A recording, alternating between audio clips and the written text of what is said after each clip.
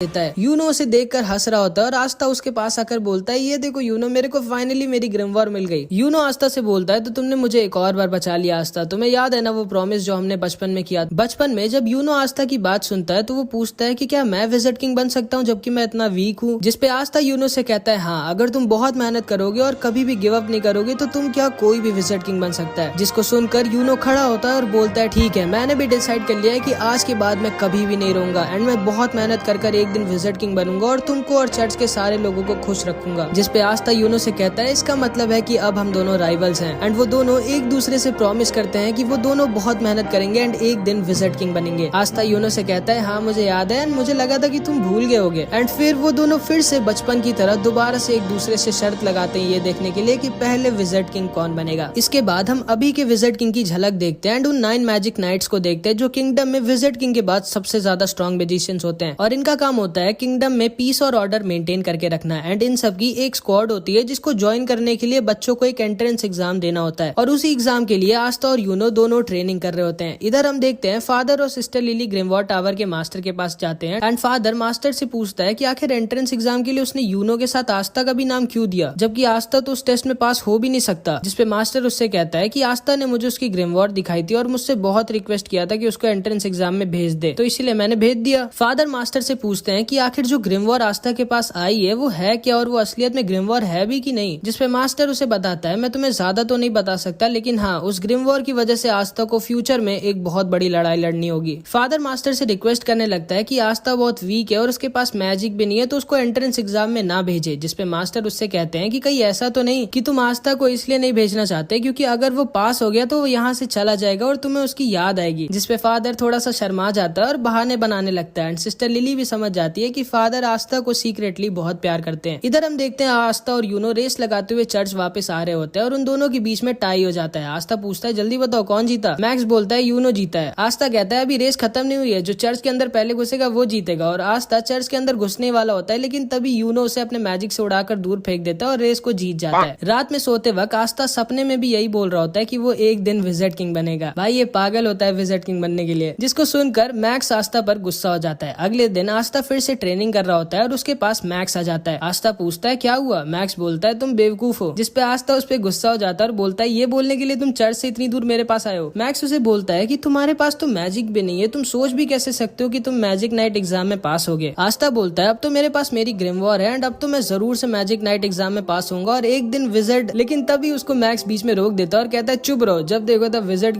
King तुम क्यों नहीं समझते कि हमारे जैसे गरीब और वीक लोगों के सपने पूरे नहीं होते। जिसपे आस्था उसके पास